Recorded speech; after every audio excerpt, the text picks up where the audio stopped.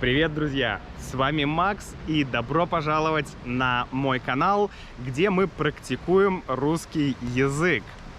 Сегодня я бы хотел в этом видео показать вам одну очень интересную страну и один очень-очень потрясающий город.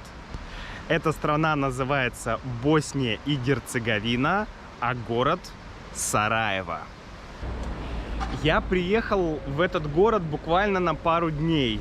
И, честно говоря, этот город меня просто очаровал. Я не ожидал, что этот город будет настолько интересным, крутым и захватывающим, завораживающим, мультикультурным и так далее. Я реально не ожидал. В этом видео, конечно, я вам покажу лишь маленькую часть Сараева, но постараюсь вам рассказать вообще немножко о Боснии, о стране, о ее культуре и так далее.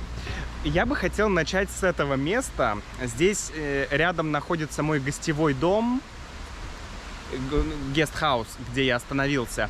И мы с Юлей, с моей девушкой, с моей женой уже вчера здесь гуляли. Мы вчера здесь гуляли, и если вы видите, вот там на горе находится, я не знаю, что это за здание, вот здесь будет надпись, но мы туда вчера поднимались. Мы вчера здесь везде лазили, мы поднимались на эту гору, и мы видели вот этот вот, не знаю, давайте назовем его дворец, да, дворец, потому что он похож на дворец. Заброшенный дворец высоко в горах. Это просто невероятно крутое ощущение. Затем рядом с этим дворцом находится крепость. И вот сейчас вы увидите вид на город с этой крепости.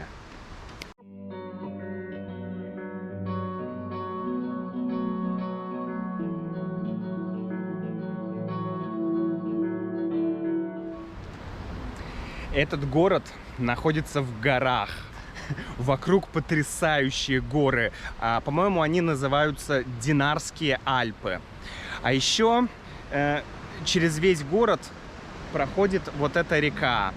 Река течет прямо от начала города и до конца города. То есть город как бы находится в долине этой реки. Давайте я вам немножко расскажу про Боснию и Герцеговину, про эту страну, потому что страна очень интересная. Даже ее название уже достаточно интересное. Босния и Герцеговина. Дело в том, что эта страна состоит из нескольких частей. Первая – это федерация Босния и Герцеговина. И вторая часть этой страны – это Республика Сербская или Сербская Республика. Но это не Сербия. Это не Сербия. То есть внутри этой страны фактически находятся две части. И сама по себе Босния, она относится к боснийцам или боснякам. Это славянский народ, который живет здесь и уже долгое время, и который в, наверное, 15 веке под влиянием Турции начал принимать мусульманство. Другой народ, который относится к Герцеговине, да, от слова герцог, это хорваты. Их здесь сейчас проживает меньшинство, по-моему, меньше 10%. Значит, и хорваты, то есть, относятся к этой Герцеговине. Хорваты, как вы знаете, это тоже славянский народ. И хорваты католики. Боснийцы мусульмане, хорваты католики. И есть еще большое количество сербов, которые тоже живут здесь, и у которых здесь есть своя республика в стране. Сербская республика. Как вы знаете, сербы тоже славянский народ, и они православные. Интересно, что у каждой из этих административных единиц избирается свой президент. И вообще своя политическая структура, своя полиция, То есть вроде как одна страна, но она учитывает сейчас, скажем так, разные этнические факторы. Вот посмотрите мечеть. Как я говорил, большое количество людей здесь исповедуют ислам, то есть мусульмане. Поэтому здесь вот есть такие потрясающие мечети, очень красивые. Их здесь много. Дело в том, что Сараево находится как раз в части, которая относится к Боснии и Герцеговине, а не к Республике Сербской. И поэтому здесь очень много мечетей, хотя много церквей тоже. Мы сейчас с вами увидим, вот там дальше находится церковь. К сожалению, я не смогу вам показать весь город, друзья. Я бы очень хотел, потому что город просто фантастический. Но я постараюсь показать как можно больше. Вот эти дома, которые вы сейчас видите, это все архитектура уже другого периода. Давайте расскажу про периоды. Да? Босния известна с примерно X века, их государство. И в течение этого времени, с X века по наше время, Босния была подвержена влиянию разных культур. Ну, основное влияние, конечно, было с 15 века, это влияние Турции. Поэтому здесь исповедуют многие ислам.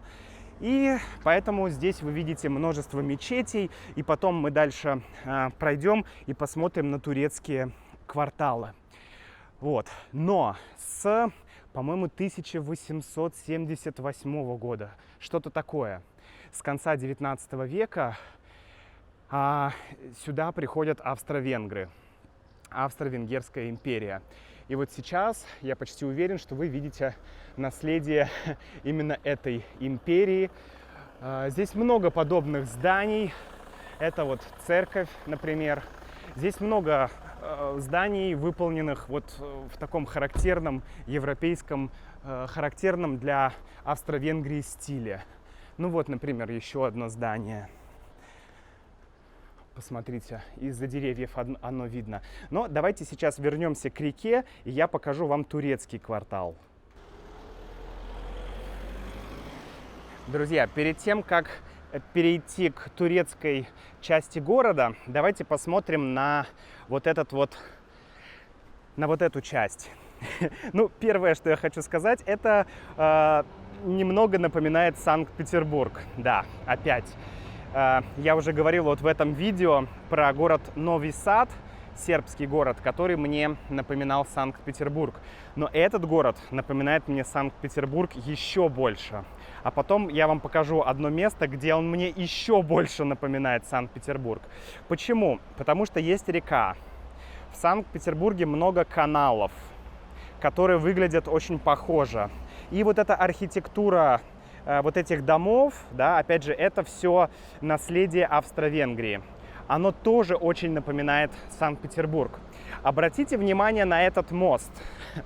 Здесь, кстати, десятки мостов, если не сотни мостов.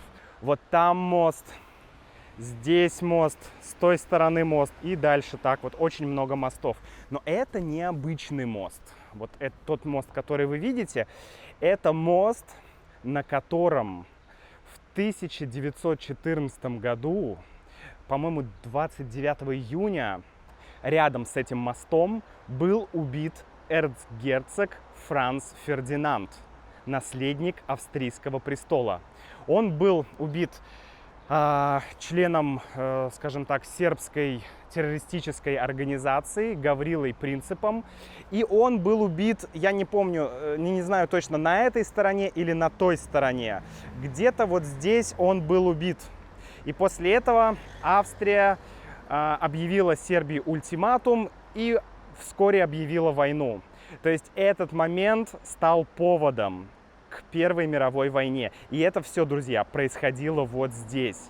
Это просто невероятно, что я вижу просто такой кусок истории. Кстати, обязательно послушайте наш исторический подкаст, где я говорю про историю России в 20 веке. Ссылка будет в описании к этому видео. И в этом подкасте мы говорим, как Первая мировая война убила не только Австро-Венгерскую империю, не только Турецкую, Османскую империю, но и Российскую империю. Обязательно послушайте этот подкаст. Ну а вот перед вами Латинский мост. Он называется Latin Bridge. Я думаю, что это по-русски было бы Латинский мост. Но, может быть, на русском он имеет другое название. Я, честно говоря, не знаю. А мы, друзья, углубляемся с вами в город и идем смотреть на турецкое наследие города Сараево. Здесь, конечно, очень ощущается это влияние Турции. Ну, во-первых, как я говорил, мечети и... ну, вот, посмотрите, да, не нужно далеко ходить. Вот здание. Я уверен, что это здание... Ага, это музей Сараева. Это музей. Что это здание имеет прямое отношение к Османской империи. Вот посмотрите кварталы. Вот эти кварталы. Безумно красивые кварталы. Посмотрите, как это все выглядит. Маленькая улочка, пешеходная. Здесь продаются разные товары турецкого происхождения. Очень красивая улочка. И сейчас мы подходим к визитной карточке города Сараево. Здесь очень много достопримечательностей, но вот то, что вы сейчас увидите, это, наверное, самая известная, самая такая вот, как сказать, это визитная карточка, да. Вот это вот место, оно называется, сейчас я вспомню, Так, нет, я не вспомню, но название будет вот здесь перед вами, друзья. Что это такое? Это фонтан. Это, по сути, фонтан. Опять же, это наследие Османской империи. И вот вся эта площадь, она заполнена людьми обычно и разными кафе. Вот, давайте посмотрим, что здесь написано. Написано ли здесь... Ага, вот. Себиль. По-русски, наверное, было бы Сибиль. Вот, так называется это место. Вроде бы ничего необычного, но это фонтан в традиционном таком стиле. И, по сути, это место, эта площадь, это притяжение всех туристов. Все туристы обязательно приходят сюда. А еще здесь очень много голубей, поэтому эта площадь называется Голубинная площадь. Если вы посмотрите туда, вы увидите там сотни голубей. Не знаю, видно вам или нет. А вот здесь какие-то странные голуби. Нет, это не голуби, это люди. Окей. Ну, давайте пройдем с вами по историческим кварталам и посмотрим на то, что здесь есть. Посмотрите, какая красота впереди. Это просто фантастический вид. Мечеть, горы, покрытые облаками, солнце проглядывает. Очень красиво, безумно красиво. И вот эти вот виды все, объединяющие и Европу, и Восток, это просто непередаваемо. Это просто непередаваемо. Сейчас раннее утро, поэтому здесь нет людей совершенно.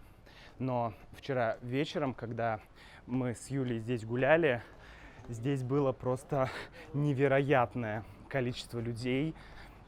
Очень много людей.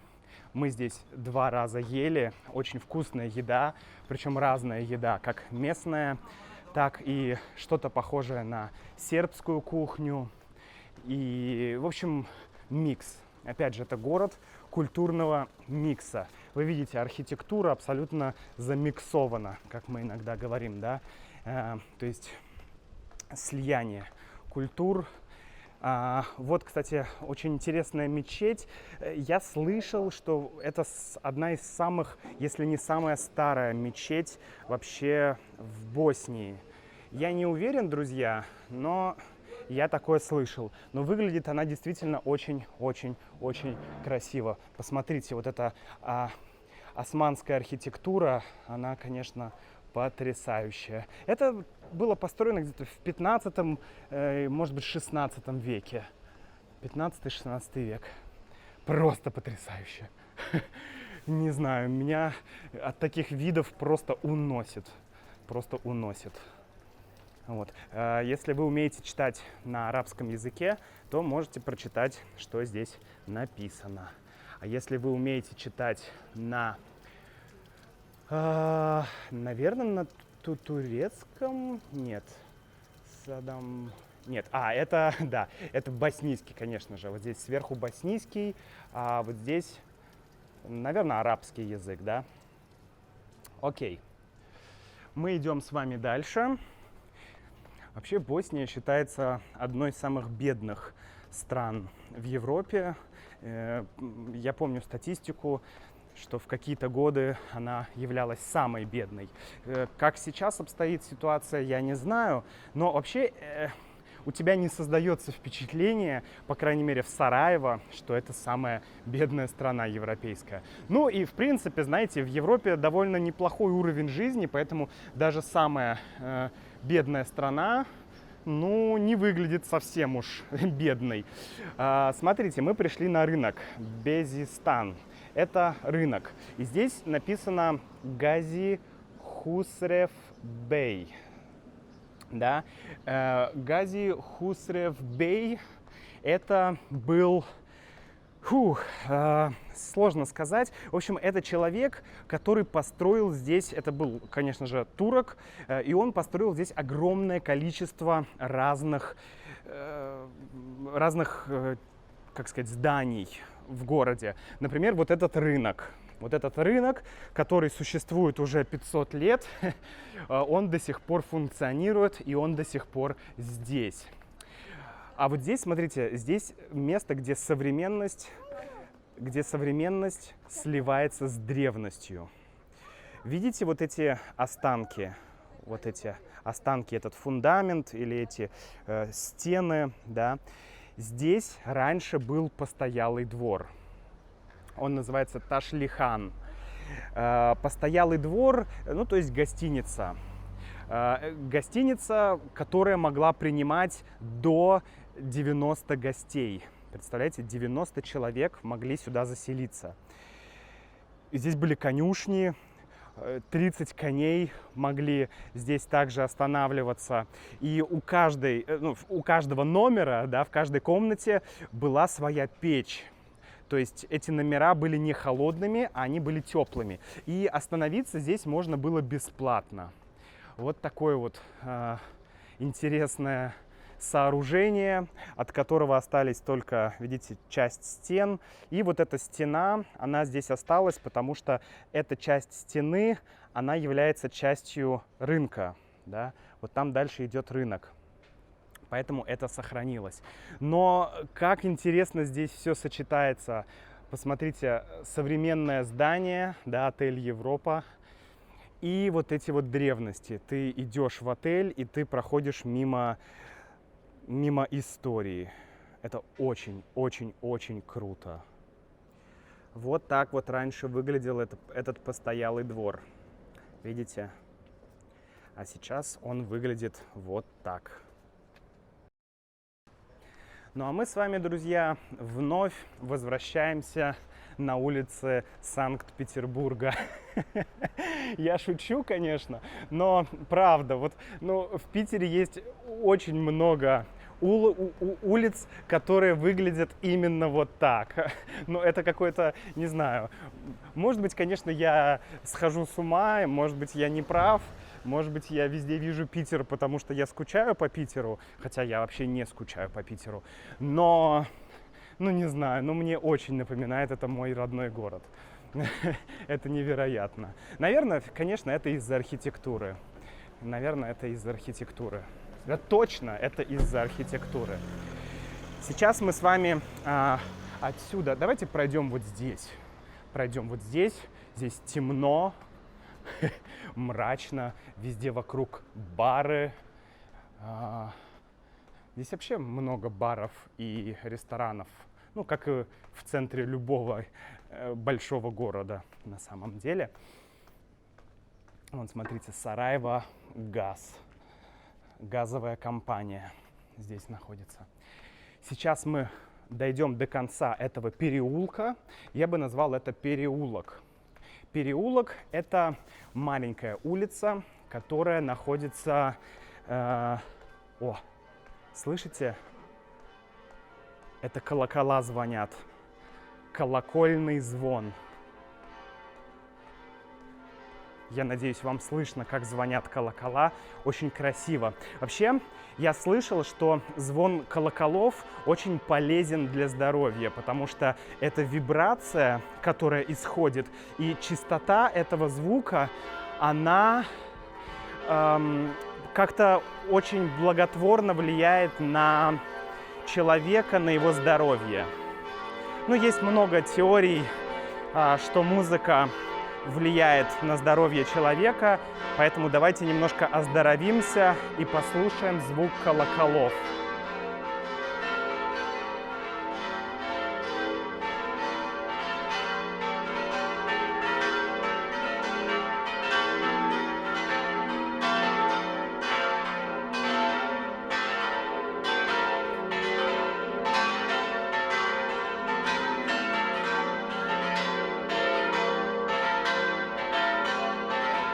Как вы догадались, друзья, мы с вами проходили католический храм. Католический храм. Да, я забыл сказать, что здесь ходит прикольный маленький трамвай. Он ходит здесь, и еще он ходит там, где течет река, вдоль реки. Вот такой маленький трамвай, он очень смешной, но очень прикольный. Мне очень нравится. А сейчас мы дойдем до конца этой улицы, и я покажу вам кое-что. Уважаемые гости нашего города, мы с вами идем сейчас по Невскому проспекту, и впереди вы видите Московский вокзал и площадь Восстания. Ой, друзья, когда я в первый раз здесь оказался, я был уверен, что я увижу метро Площадь Восстания и Московский вокзал, который находится в Санкт-Петербурге. Настолько все вокруг здесь напоминает мне об этом месте. Это очень-очень похоже на Невский проспект. Просто невероятно. Оказывается, дворы-колодцы есть не только в Санкт-Петербурге. Как минимум, они есть еще и в Сараево. Двор-колодец – это когда дома идут по периметру, вот так вот, по периметру, и сверху квадрат неба. Вот это мы называем двор-колодец. Но эта улица называется не Невский проспект, а улица маршала Тита. Это тот самый человек, Тито, который строил коммунистический мир здесь, на Балканах. Вы знаете, была Югославия, так вот, это был лидер Югославии. И здесь, конечно, сохранились и элементы чисто югославской архитектуры, такой коммунистической архитектуры, очень простые, очень невзрачные здания, сделанные из бетона. Таких зданий здесь много. Ну что ж, друзья, на этой площади, рядом с театром, я и хочу с вами попрощаться. Я вам очень-очень рекомендую приехать в Сараево. Я никогда не думал, что в Боснии может быть так круто. Я вообще мало знал об этой стране и не думал, что здесь когда-нибудь окажусь. Но я просто в восторге от этой страны и от этого города. Я очень хочу вернуться сюда и пожить здесь подольше. Прям очень-очень хочу. Поэтому, друзья, обязательно заедьте в Сараево. Очень-очень-очень рекомендую. До встречи в следующем видео. Пока.